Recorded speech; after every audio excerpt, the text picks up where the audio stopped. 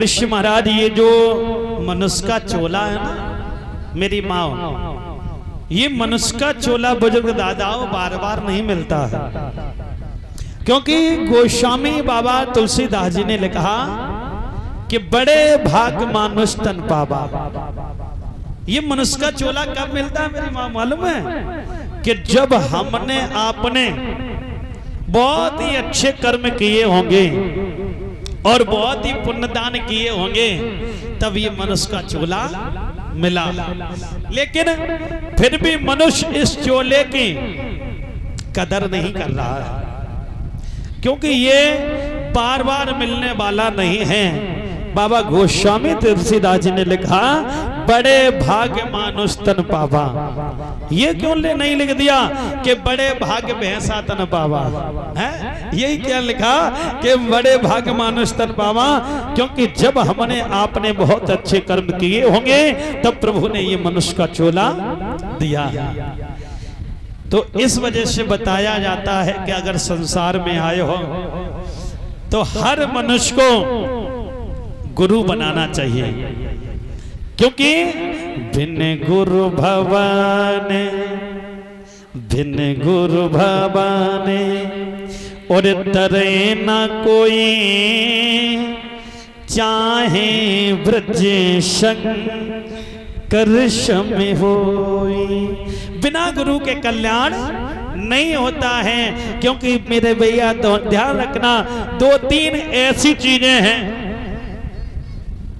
दो तीन ऐसी जगह हैं कि बिना गुरु के वो सब अधूरा रहता है। जैसे कि मान लो किसी बहन बेटी का विवाह होता है, किसी बहन बेटी का विवाह होता है और हम और आप लोग कन्यादान लेने के लिए जाते हैं। लेकिन कन्यादान जो लेते हैं कि जब तक अगर गुरु नहीं बनाए तो वो कन्यादान भी परिश्रम महाराज अधूरा रहता है। सही बात है, बिना गुरु के कन्यादान अधूरा है। और घर में यदि आप यज्ञ करा रहे हैं, हवन करा रहे हैं, कथाएं करा रहे हैं, तो गुरु नहीं किए तो वो भी अधूरी कथाएं हैं, यज्ञ भी अधूरा है। और इसी प्रकार किसी संत भगवान को यदि दान पुण्य करते हैं और गुरु नहीं है तो वो भी अधूरा है। और अगर गुरु बना लिए तो जो भी यदि आप 1 रुपये भी किसी भाट भिखारी को देंगे ना, तो वो भी आपका 1 रुपये खाते में लिख जाएगा। ये सब बातें हमारे बुजुर्ग दादा लोग जानते हैं, नौजवान भाइयों को बता रहा हूँ। हाँ, बोलिए गोविंद भगवान की सज्जनों ध्यान रखना, क्योंकि मैंने सुना कि काफी लोग कहते हैं कि व्यास जी जब तक जोड़ा नहीं हो जाता है तब तक गुरु नहीं बनाना चाहिए। ऐसा कुछ नहीं है कि देखो, परमात्मा की कृपा से गुरु बना लेना चाहिए, और जब जोड़ा परमात्मा बना दे तो उसको भी गुरु दीक्षा दिलवा देनी चाहिए। मैं मालूम जब छोटे पे से अपने गुरुजी के आश्रम पे रहा हूँ, बहुत ही छोटी उम्र थी, यानी पढ़ाई करने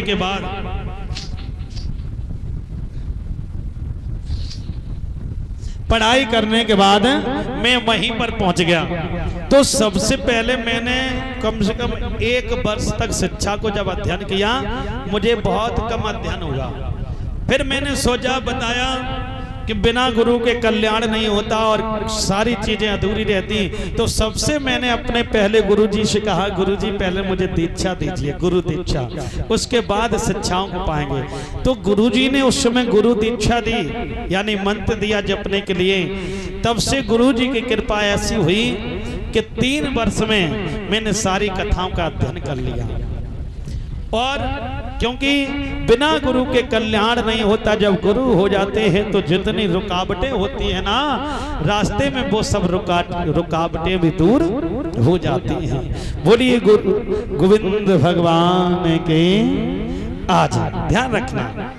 भाई गुरु जी ने बताया कि ए दशरथ, तुम तो फालतू में यानी बेचैन हो रहे हो, जाओ घर पर जाओ और एक यज्ञ कराइएगा बड़ा।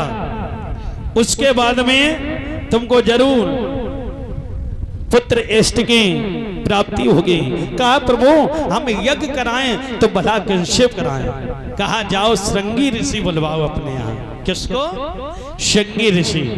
तो महाराज दशरथ लौट के आए तो उसी समय बताया कि श्रृंगी ऋषि और वशिष्ठ बुलावा और पुत्र काम शुभ यज्ञ करावा। यानी अपने श्रृंगी ऋषियों को बुलाया और यज्ञ प्रारंभ करवा दिया। यज्ञ पूजा पाठ हो रहे हैं कि भगत सहेत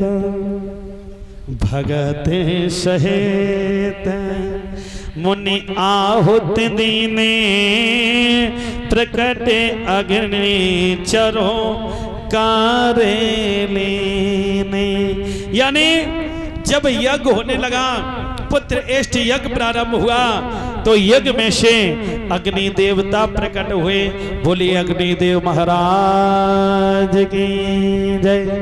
अग्निदेव प्रकट हुए और वो खाली हाथ नहीं बल्कि हाथ में एक कटोरा था और कटोरे में क्या था?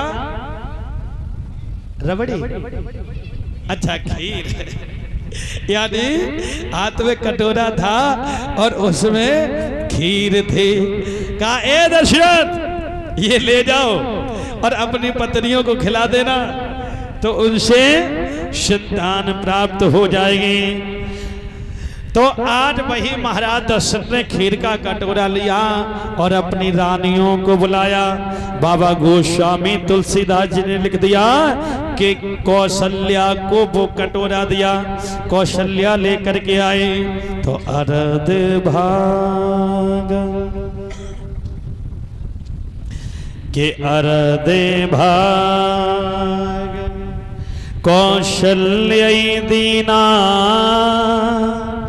उबे भागे आधे कर लीना। यानी कौशल्या ने आधा भाग अपने पास रख लिया, आधे से आधा हिस्सा केकई को दे दिया। केकई ने अपने में से आधा हिस्सा निकाल करके सुमित्रा को दे दिया। और जब खीर को खाया तो खीर को खाने के बाद रह रहे हैं बड़े आनंदित। और जब रह रहे थे समय बीता। बेटा कैमरा देखो, कैमरा खड़े हो जाओ। यानी जब समय बीता, समय बीतने के बाद नौमी तिथि। कौन सी तिथि है? नौमी के नौमी तिथि और मधुमासी पुनीता और शुक्ल पाचे अब जिते हरि प्रीता। आज नौमी तिथि है, यानी चैत की शुक्ल पक्ष नौमी को भगवान इस भूतल पर आते हैं। बोलिए प्रभु श्री रामचंद्र भगवान की। देखिए समय कैसा था मालूम है? मध्य दिवस। इसी प्रकार ना धूप है और ना ज्यादा छाव है, बीच का मौसम है, कि मध्य दिवस अते और शीत न धामा और पावन को पावन काले लोक विश्राम। ना अधिक छाव है ना अधिक धूप है, बीच का मौसम है। और यही मौसम अभी भी है, देखो है।